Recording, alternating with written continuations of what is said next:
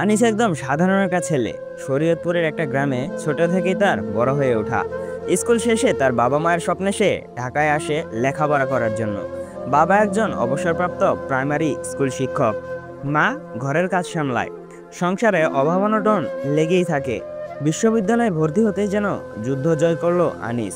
ভর্তির টাকা জোগাড় করতে নিজের মোবাইল ফোনটিও সে বিক্রি করে দিয়েছিল। আর তার মা সঞ্চয়ের শেষ টাকাটাও তার হাতে তুলে দিয়ে বলেছিল, তুই পড়, আমরা না খেয়ে থাকবো, কিন্তু তুই খাবি, তুই লেখাপড়া করবি। ঢাকায় আসার পর জীবন শুরু হয় আনিসের, যেন একটা যুদ্ধ। সকালে ক্লাস, বিকেলে টিউশনি, রাতে কোচিংয়ে পড়ানো। ছেলেটার চোখে স্বপ্ন ছিল একদিন সে চাকরি পাবে, সংসার ঠিক করবে, আর একটুখানি সুখ কিনে আনবে। সে বিশ্ববিদ্যালয়ে দেখা হয় দিবা রুবির সঙ্গে। রুবি ছিল একেবারেই আলাদা, শহরের ধনী পরিবারের মেয়ে। গুলশানে ফ্ল্যাট, এসি রুম, ঘুম, প্রাইভেট গাড়িতে যাতায়াত। কিন্তু রুবি ছিল একা। বাবা মা ব্যবসার কাজে ব্যস্ত, বাসা বড় কিন্তু খালি। আনিসের মতো কারো সান্নিধ্য রুবির জীবনে আগে আসেনি। প্রথম দেখা হয় ক্লাসের করিডোরে। বই পড়ে বসেছিল রুবি। আনিস ভুল করে ধাক্কা দেয়, বইটি পড়ে যায়। রুবি মুচকি হেসে বলেছিল, তুমি সবসময় এমন ধাক্কা দিয়ে পরিচয় করাও। তখনই প্রথম আনিস তার চোখের দিকে তাকায়, যেখানে ছিল এক ধরনের একাকিত্ব, যেটা আনিস নিজেও বুঝতে পেরেছিল। ধীরে ধীরে তাদের মাঝে বন্ধুত্ব গড়ে ওঠে। একদিন বৃষ্টির মধ্যে তার একটা ছাতার নিচে দাঁড়িয়েছিল রাস্তার ধারে। আনিস চা এনে দিল আর বলল, তুমি চাইলে আমি সারা জীবন তোমার ছাতা হতে পারি। রুবি কিছু বলেনি, শুধু তাকিয়েছিল গভীরভাবে। ভালোবাসাও শুরু হয় সবার চোখের আড়ালে। সাধারণ সেলোয়ার কামিজ পরা রুবি রিকশায় আনিসের সাথে ঘুরে বেড়ায়। পুরান ঢাকার গলি, বইমেলা, শাঁখারি বাজার, নানান জায়গায় তাদের ঘোরাঘুরি। আনিস নিজের সামান্য টিউশনি টাকায় রুবির জন্য মাঝে মাঝে একগুচ্ছ গাঁদা ফুল কিনে দিত। রুবি সেই ফুলগুলো শুকিয়ে নিজের ডায়েরিতেই রেখে দিত। তারা ভবিষ্যতের কথা বলতো, একটা ছোট্ট বাসা, একসাথে রান্না, রাতে ছাদের উপর একসাথে উঠে গল্প করা। একদিন আনিস বলেছিল, তুই যদি আমার পাশে থাকিস, আমি তোকে রাজপ্রাসাদে না হোক, ভালোবাসায় গড়া ঘরে রাখতে পারবো।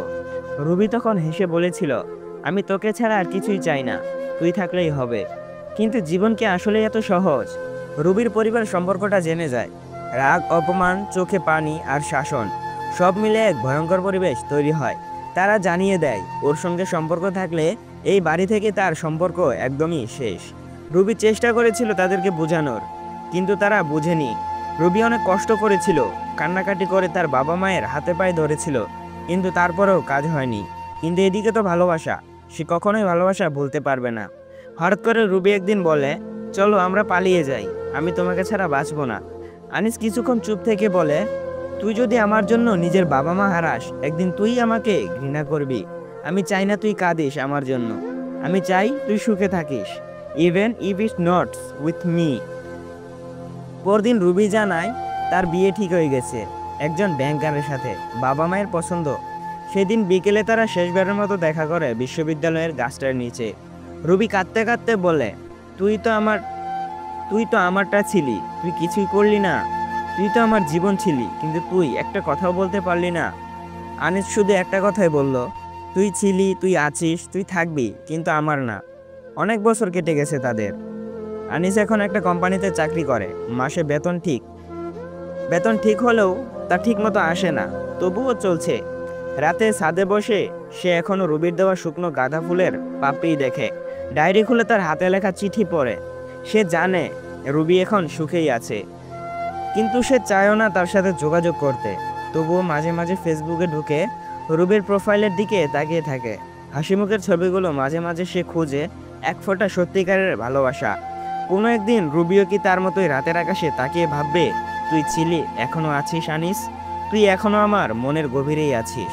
ইতি হয়ে গেল তাদের ভালোবাসা, গল্পটিও এখানেই শেষ। ভালো লাগলেও নাকি খারাপ লাগলো অবশ্যই কমেন্ট করে বলে যাবেন।